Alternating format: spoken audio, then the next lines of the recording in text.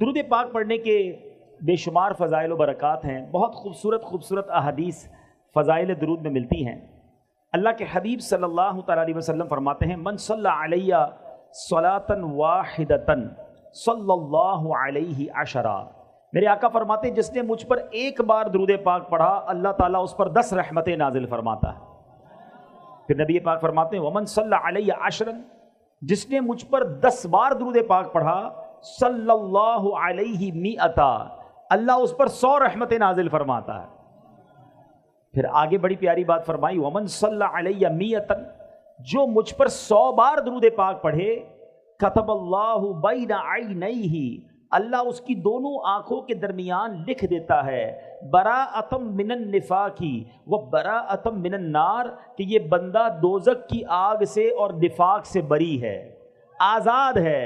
پھر آگے فرمایا وَأَسْكَنَهُ اللَّهُ يَوْمَ الْقِيَامَةِ مَعَ الشُّهَدَاءِ، اور اس بندے کو قیامت کے دن شہیدوں کے ساتھ اٹھایا جائے گا۔ ذرا غور کیجئے، ایک درود پر 10 رحمتیں۔ ہم کام کاج پر جائیں، کھیتوں میں جائیں، اپنی نوکری پر جائیں، گھر سے باہر نکلیں، اسکول جائیں، اور اگر درود پڑھتے پڑھتے جائیں تو ہر ایک درود پر 10 رحمتیں ملتی ہیں۔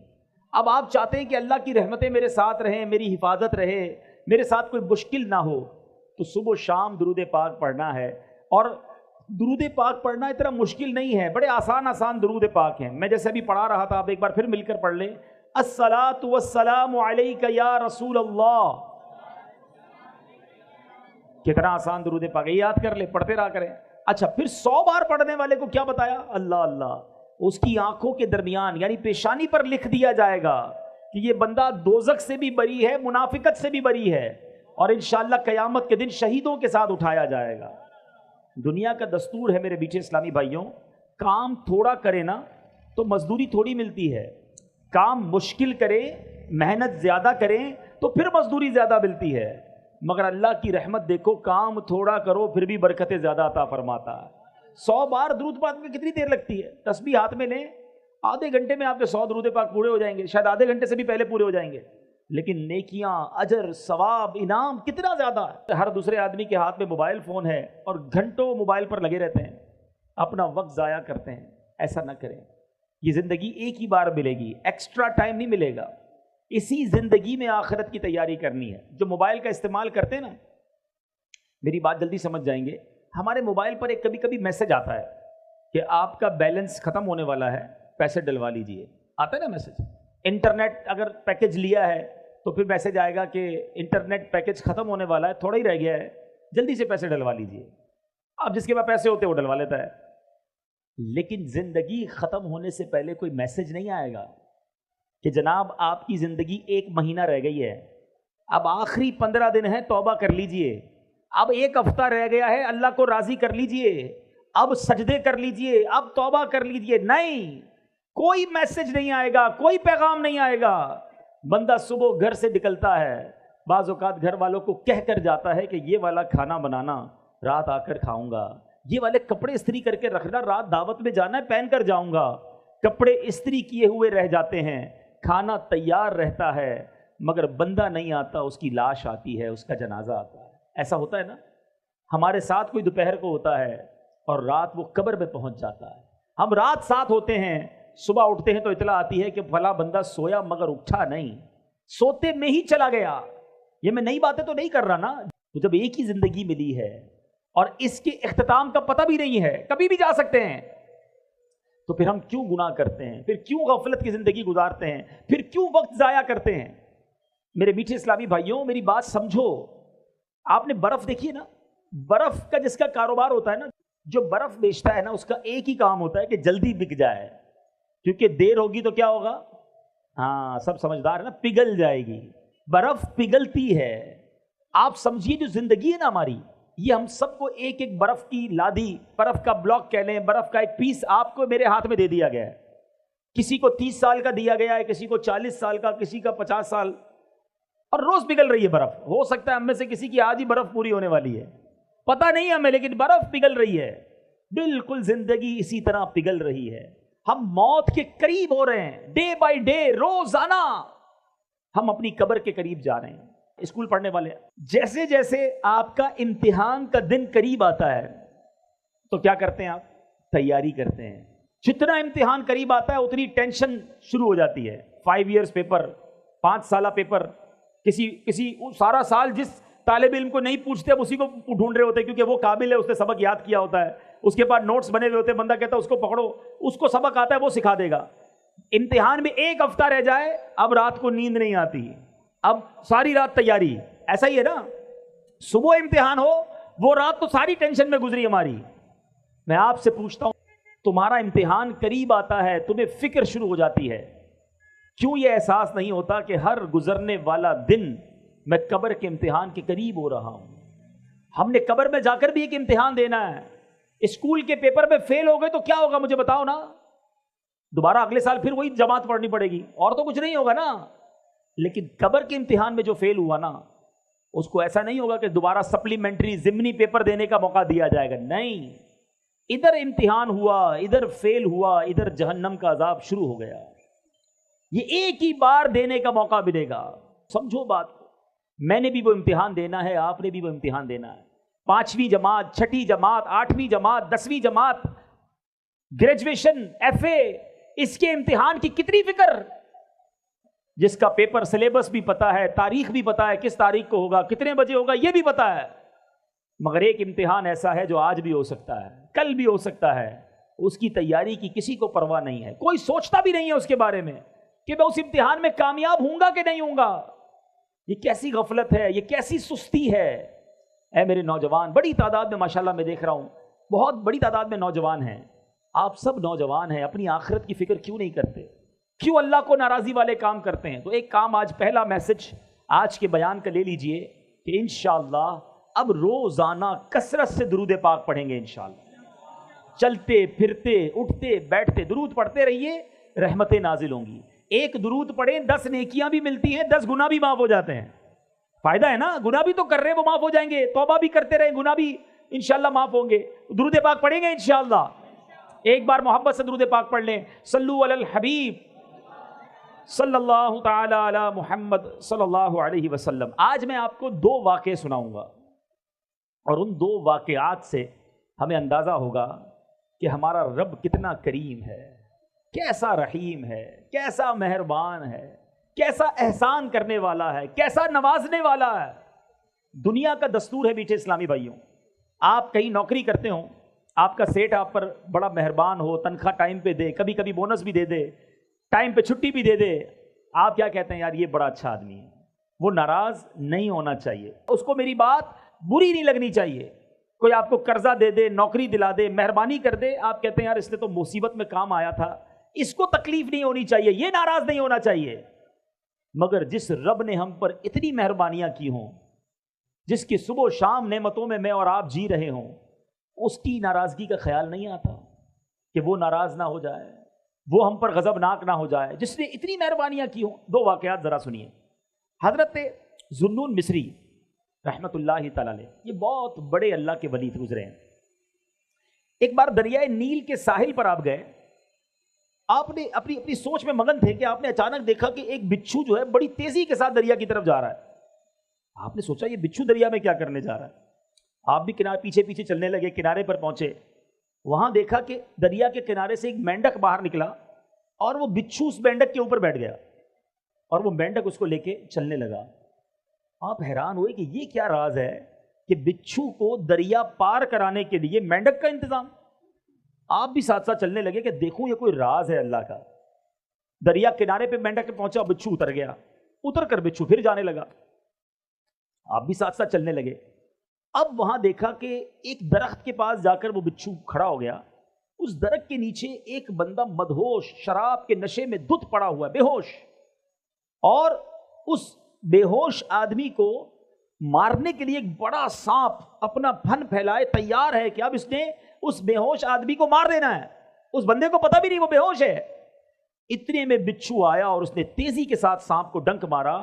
سانپ اس ڈنک سے مر گیا, بچھو واپس چلا گیا. بندہ بے ہوش ہے, سانپ مارنے کے لیے آ گیا ہے, لیکن اللہ کا سسٹم نظام دیکھو کہ بچھو کو مینڈک نے دریا پار کرایا, آ کر سانپ کو مارا, واپس چلا گیا. آپ قریب گئے اس کو جگانے کے لیے تو اس کے منہ سے شراب کی بو آنے لگی. آپ حیران ہو گئے کہ یا اللہ یہ شرابی اور اس کے لیے ایسی حفاظت, اس کے لیے ایسا نظام. اللہ اللہ اللہ اللہ. اب سورج غروب ہونے لگا تو وہ نوجوان, اس کی آنکھیں کھلی, وہ ہوش میں آیا. آپ نے جب سارا واقعہ اس کو سنایا کہ یہ سانپ جو مرا ہوا ہے یہ تجھے مارنے آیا تھا, اللہ نے تیرا کیسا انتظام کیا, اللہ نے تیری حفاظت کے لیے باقاعدہ ایک پورا سسٹم چلایا. اللہ اکبر اللہ اکبر. وہ شخص مٹی اٹھا کر اپنے ماتھے پر ملنے لگا کہ میں اتنا گناہ گار, اتنا خطا کار, رب کی اتنی نافرمانی کرنے والا, مگر وہ ذات گناہ گاروں کو اتنا نوازتی ہے تو جو نیکیاں کرتا ہوگا اللہ اسے کتنا نوازے گا. جو اللہ کا پسندیدہ بندہ بن جائے گا رب اسے کتنا نوازے گا. یہ کہہ کر وہ بندہ جنگلوں میں نکل گیا. اے میرے میٹھے اسلامی بھائیوں, اب کیا سیکھا اس واقعے سے؟ ایسا کریم ہے ہمارا مولا. آپ اور میں گناہ کتنے کرتے ہیں, کبھی سوچا ہم نے؟ آپ کی میری کوئی ایک بات نہ مانے, ذرا سنیے گا میری بات. آپ کسی کو کہیں جناب بھائی یہ کام کر دو, وہ کہے میں تو نہیں کرتا. دوبارہ آپ تھوڑے دنوں بعد کہیں بھائی جان مہربانی یہ کام کر دو, وہ کہے میں نہیں کرتا. تیسری بار آپ کہیں کہ بھائی میں نے کہا نا میں نہیں کرتا, چوتھی بار کہو گے اس کو؟ اچھا جس نے 3 بار آپ کی بات نہ مانی ہو دعوت پہ بلاؤ گے, کوئی تحفہ دو گے اسے, مسکرا کر ملو گے, اپنی بات کرو. ہماری 2-3 بار کوئی بات نہ مانے, نہ ہم سیدھے منہ بات کریں گے, نہ مسکرائیں گے, نہ دعوت پر بلائیں گے, نہ تحفہ دیں گے. میں اور آپ روزانہ رب کی نافرمانی کر رہے ہیں, صبح و شام اسے ناراض کر رہے ہیں. کتنی غلطیاں کر رہے ہیں. کیا رب نے کھانا روک لیا, رب نے پانی روک لیا, رب نے سانسیں روک لی, رب نے پیر واپس لے لیے, اسی نے دیے تھے نا. ہاتھ لے لیتا, آنکھیں لے لیتا, زبان لے لیتا. وہ کیسا کریم ہے. ہم خطائیں کر رہے ہیں, وہ عطائیں کر رہا ہے. ہم اسے ناراض کر رہے ہیں, وہ پھر بھی نواز رہا ہے. ایسے رب کی نافرمانی کی جانی چاہیے, ایسے رب کو ناراض کرنا چاہیے. تم اپنے سیٹھ کو ناراض نہیں کرتے, اپنے مالک کو ناراض نہیں کرتے, اپنے دوست کو ناراض نہیں کرتے. جو میرا خالق میرا مالک ہمیں نوازنے والا اسے ناراض کرتے ہیں اور صبح و شام ناراض کرتے ہیں. سوچئے جب ناراض کرنے والوں پر وہ اتنا مہربان ہے تو جو راضی کرے گا اسے کتنا نوازے گا, اسے کیسا نوازے گا. ایک بار دوسرا واقعہ, اللہ کی شان کریمی دیکھو کہ ایک بار حضرت موسیٰ علیہ نبینا علیہ الصلوۃ والسلام کا دور تھا, بارش نہیں ہو رہی, قحط, سارے شہر میں کھانے کو دانے دانے کو لوگ ترس رہے تھے.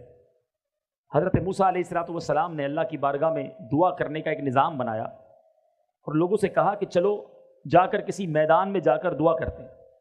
چھوٹے چھوٹے بچوں کو بھی لیا, جانوروں کو بھی لیا, بوڑھے اور بیمار سب کو لیا, تاکہ اللہ کی رحمت جو ہے جوش میں آئے اور یہ پیاسے گلے دیکھ کر, پیاسی زبانیں دیکھ کر بارش ہو جائے. بندے بن گئے 70,000, پورا میدان بھر گیا, 70,000 لوگ. حضرت موسیٰ نے دعا کرنا شروع کی. حضرت موسیٰ اللہ کے نبی کلیم اللہ, آسمان پر کوئی بادل نہیں آیا, دعا کرتے رہے کرتے رہے کرتے رہے. پھر اللہ سے عرض کی مولا تیرے بندے ہم سب تیرے دربار میں دعا گو ہیں, ہمارے ساتھ بوڑھے بھی ہیں, بے زبان جانور بھی ہیں, بچے بھی ہیں, اے کریم کرم کر ہم پر بارش برسا دے. غیب سے ندا ہوئی, اے موسیٰ تمہارے درمیان ایک ایسا بندہ ہے جو 40 سال سے مسلسل میری نافرمانی کر رہا ہے, مجھے ناراض کر رہا ہے. اے موسیٰ جب تک وہ تمہارے درمیان ہے بارش نہیں ہونی. اس بندے کو نکالو اپنی اس محفل سے, اپنے اس اجتماع سے.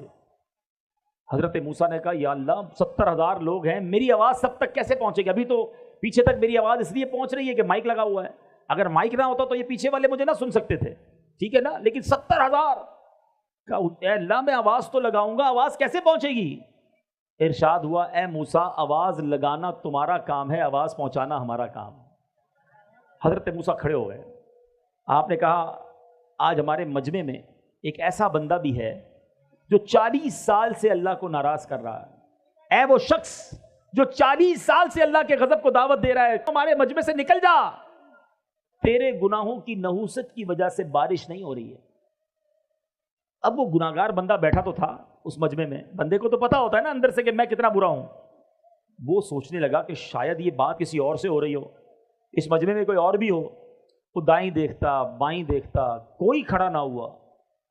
اب اس نے سوچا اگر میں کھڑا ہو گیا تو سارے گاؤں کو پتہ چل جائے گا, 70,000 لوگوں کو پتہ چل جائے گا کہ میں 40 سال سے اللہ کو ناراض کر رہا ہوں. اس بندے نے کیا کیا, سر جھکایا اور اللہ سے عرض کی مولا میں مانتا ہوں میں نے تیرے بڑے گناہ کیے ہیں، تیری بڑی نافرمانیاں کی ہیں، مگر مالک آج بچا لے، اگر آج میں کھڑا ہو گیا 70,000 لوگوں کو پتہ چل جانا ہے کہ میں تیرا نافرمان بندہ ہوں، مالک آج میرے عیب چھپا لے، میں تجھ سے وعدہ کرتا ہوں کہ آج کے بعد تجھے ناراض نہیں کروں گا۔ اس بندے نے کیا کیا؟ صرف دل سے پکارا۔ اللہ وہ کریم ہے جو دل کی سنتا ہے، کوئی اپوائنٹمنٹ لینے کی ضرورت نہیں ہے، کوئی سیکرٹری کی ضرورت نہیں ہے کہ فلاں صاحب سے ملنا ہے تو پہلے سیکرٹری سے اپوائنٹمنٹ لو، پہلے ٹائم لو، نہیں، سر جھکایا اور اللہ کو پکارا، یہ ہے اپوائنٹمنٹ۔ کوئی بیچ میں واسطہ نہیں بندے اور رب کے، جتنی بات کرنی ہے کرو۔ اب اس نے کیا کیا؟ دل سے پکارا اللہ کو، بادل آئے اور بارش برسنا شروع ہو گئی۔ حضرت موسیٰ نے کہا یا اللہ نکلا تو کوئی نہیں باہر، ہمارے اس مجمع سے تو کوئی باہر نہیں گیا، بارش کیسے ہو گئی؟ اللہ نے فرمایا اے موسیٰ جس کی وجہ سے بارش رکی ہوئی تھی اسی کی وجہ سے بارش شروع ہو گئی ہے، اس بندے نے مجھ سے دوستی کر لی ہے، اے موسیٰ معافی مانگ لی ہے۔ اب حضرت موسیٰ کہتے ہیں یا اللہ میں اس بندے سے ملنا چاہتا ہوں، اب تو ملا دے کون ہے جس نے تجھ سے دوستی کر لی ہے؟ اللہ نے فرمایا اے موسیٰ جس وقت وہ میرا نافرمان تھا میں نے اس وقت اس کے عیبوں پر پردہ ڈالا، اب تو میرا دوست ہو گیا ہے، میں تجھے کیسے بتا دوں وہ کون ہے؟ کھڑا ہو جاتا تو پتہ چل جاتا نا، ٹھیک ہے توبہ کر لی بندے نے مگر بندہ یہی تھا، اگر حضرت موسیٰ سے بھی ملاقات ہو جاتی تو پتہ چل جاتا۔ اللہ نے فرمایا اے موسیٰ جب میری نافرمانی کرتا تھا، جب میں نے اس کے عیب چھپائے تو اب میں اس کو کیسے آشکار کر دوں، اب تو میرا دوست بن گیا ہے۔ کیا سیکھا میرے میٹھے اسلامی بھائی؟ یہ ہے میرا مالک، یہ ہے اس کی رحمت، یہ ہے اس کی کرم نوازی، وہ برستا چاہتا ہے، اس کی رحمت برستا چاہتی ہے اپنے بندوں پر، مگر بندہ ہے جو اس کی بارگاہ میں سر نہیں جھکاتا، اس سے معافی نہیں مانگتا۔ ایک سچی پکار، ایک سچی معافی ہمارے سارے گناہوں کی معافی کا سبب بن سکتی ہے، مگر مسئلہ یہ ہے کہ بندہ سر ہی تو نہیں جھکاتا، معافی ہی تو نہیں مانگتا، دوستی ہی تو نہیں کرتا رب سے۔ آؤ میرے میٹھے اسلامی بھائیوں، اگر نمازیں قضا ہوئی ہیں، اگر معاذ اللہ نشے کی عادت ہو گئی ہے، جوا کی عادت پڑ گئی ہے، شراب کی عادت پڑ گئی ہے، ماں باپ کو ستایا ہے، کسی کا دل دکھایا ہے، کسی پر ظلم کیا ہے، آج معافی مانگ لو، سچی توبہ کر لو، وہ قریب ہے۔ توبہ کے لیے کوئی بہت بڑا اجتماع کرنا ضروری نہیں ہے، بس انسان کی آنکھوں میں آنسو ہو، دل میں ندامت ہو اور اللہ سے کہے مالک مجھے معاف کر دے، اور وہ بڑا کریم ہے، وہ معاف فرما دیتا ہے۔ لیکن مسئلہ یہ ہے کہ معافی مانگتے نہیں ہیں۔ اچھا ایک بات سمجھنی ہے، اگر کسی کی نمازیں قضا ہیں، کسی نے روزے قضا کیے ہیں، کسی کے پیسے کھا لیے ہیں، تو توبہ سے یہ سب معاف نہیں ہو جائے گا کہ اب نمازیں پڑھنے کی ضرورت نہیں ہے۔ نماز نہ پڑھنے کا گناہ معاف ہوگا، روزہ نہیں رکھے تو روزے کا حساب کر کے روزے ادا کرنے پڑیں گے۔ کسی کا مال آپ کی طرف آتا ہے تو توبہ کرے تاکہ جو گناہ ملا وہ معاف ہو جائے، مگر پیسے واپس لوٹانے ہوں گے۔ یہ کچھ توبہ کے تقاضے ہیں۔ تو بہرحال میرے میٹھے اسلامی بھائیوں، آج میں یہی پیغام لے کر آیا ہوں، کاش ہم اپنے رب سے دوستی کر لیں۔ قبر میں کتنے کیڑے آئیں گے، سانپ آئیں گے، جناب جھوٹ بولنے والے کے گال چیرے جائیں گے، بڑی عذاب لکھے ہیں حدیثوں میں۔ ایک یہ ہے، میری بات ذرا غور سے سمجھیے گا، ایک یہ ذہن ہے کہ اللہ کے عذاب سے ڈر کر گناہ چھوڑو، کہ نئی نماز پڑھی تو مار پڑے گی، روزہ نہیں رکھا تو عذاب ہوگا، جھوٹ بولوں گا تو عذاب ہوگا۔ ایک تو یہ انداز ہے، یہ بھی ٹھیک ہے، لیکن اس سے اچھا پتہ ہے کیا ہے؟ کہ بندہ عذاب سے ڈر کر گناہ نہ چھوڑے، اللہ کی محبت میں گناہ چھوڑ دے، کہ میرا اتنا قریب مالک، میں اس کی نافرمانی کروں۔ جو آپ کا بہت قریبی دوست ہو، آپ کو بڑا پسند ہو، آپ کسی کی بڑی عزت کرتے ہو، اور وہ آپ کو کوئی بھی بات کہے تو آپ کیا کہیں گے؟ یار تیرے لیے جان حاضر ہے، آپ جو کہیں لبیک، حکم ہے سائیں، تو تمہارا حکم سر آنکھوں پر، کہتے ہو نا؟ اپنے کسی نہ کسی زندگی میں کسی دو چار لوگوں سے تو ایسا تعلق رکھا ہے کہ نہیں، کہ وہ جو بھی کہیں وہ لبیک، ان کے لیے جان حاضر۔ تو کیا اللہ نے جو فرمایا اس کے لیے جان حاضر نہیں ہے؟ اللہ سے ایسی دوستی نہیں ہو سکتی؟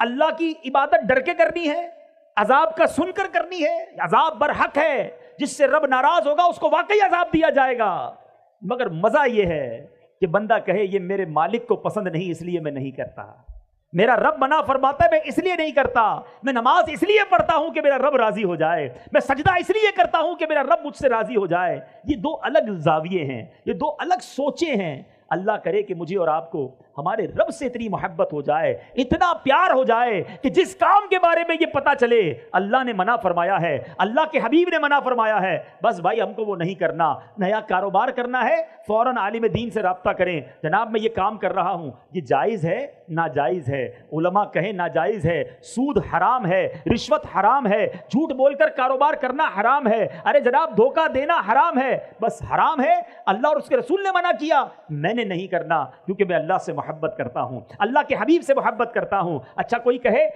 کہ جناب رشتہ کرنا ہے، بچے کی شادی کرنی ہے، اس میں ناچ گانا حرام ہے، شراب حرام ہے، جوا حرام ہے، ایسے کام کرنا شادی کے اندر جو بے پردگی والے گناہ والے حرام ہیں، ہم کہیں بس میرے رب نے منع کر دیا، میں نے ایسا کام نہیں کرنا۔ کیا ایسا نہیں ہو سکتا؟ کیا بار بار عذاب سے ڈرایا جائے پھر ہی گناہ چھوڑیں گے؟ تو آج یہ پکی نیت کر لو، اللہ جو ہے نا، یاد رکھو اللہ اپنے بندوں پر ماؤں سے زیادہ محبت کرتا ہے، ماؤں سے زیادہ مہربان ہے۔ آپ کی میری ماں ہمیں تکلیف میں نہیں دیکھ سکتی، جب ہماری ماں ہمیں تکلیف میں نہیں دیکھ سکتی تو اللہ تو ماؤں سے زیادہ پیار کرنے والا۔ ایک بار مانگو تو صحیح نا، ایک بار گر گڑاؤ تو صحیح، اس سے دوستی تو کرو۔ مگر آج اللہ ہی کو ناراض کرنے والے ہم کام کرتے ہیں۔ اللہ کی بارگاہ میں سچے دل سے ایک ہی توبہ کیسے رنگ بدلتی ہے۔ ایک بار حضرت عمر رضی اللہ تعالیٰ عنہ کہیں جا رہے تھے، ایک بندہ آپ کے سامنے سے گزرا، اس کے ہاتھ میں شراب کی بوتل تھی۔ حضرت عمر نے دیکھ لیا، فرمایا بتاؤ کیا ہے؟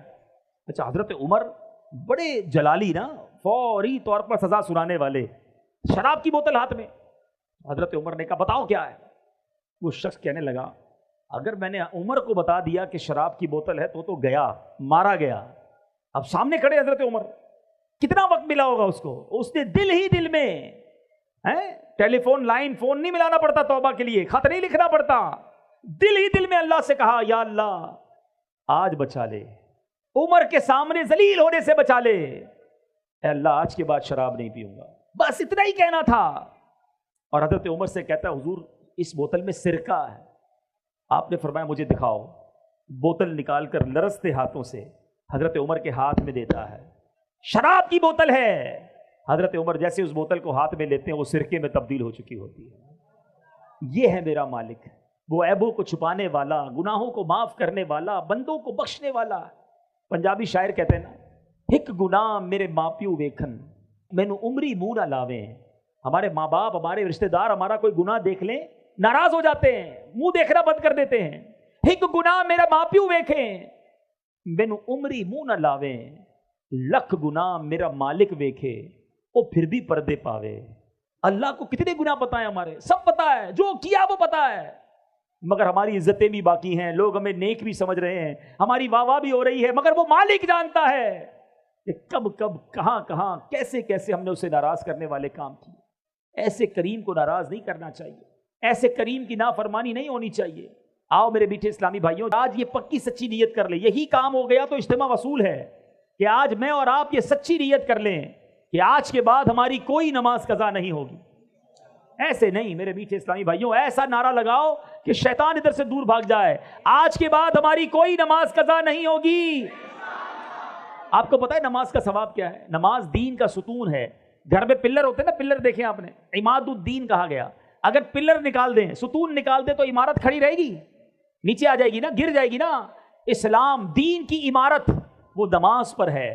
نماز جنت کی کنجی ہے، نماز پیارے آقا کی آنکھوں کی ٹھنڈک ہے، نمازی کو نبی پاک کی قیامت کے دن شفاعت نصیب ہوگی، اور نمازی کے لیے سب سے بڑا انعام یہ ہے کہ اسے بروز قیامت اللہ کا دیدار کرایا جائے گا۔ اللہ کا دیدار کریں گے نا انشاءاللہ۔ تو اب نیت کر لیں آج کے بعد کوئی نماز قضا نہیں ہوگی، فلمیں ڈرامے نہیں دیکھیں گے، گانے باجے نہیں سنیں گے، حرام روزی کے قریب بھی نہیں جائیں گے۔ تو میرے بیٹے اسلامی بھائیوں، سچی توبہ یہ کرنے کی نیت کر لیں۔ ہماری دعوت اسلامی یہی چاہتی ہے کہ ہم نمازی بن جائیں، ہم سنتوں کے پابند بن جائیں، ہم گناہ چھوڑنے والے بن جائیں، ہم نبی پاک کے سچے عاشق بن جائیں۔ اللہ تعالیٰ عمل کرنے کی توفیق عطا فرمائے۔ صلو علی الحبیب صلی اللہ تعالی علی محمد صلی اللہ علیہ وسلم۔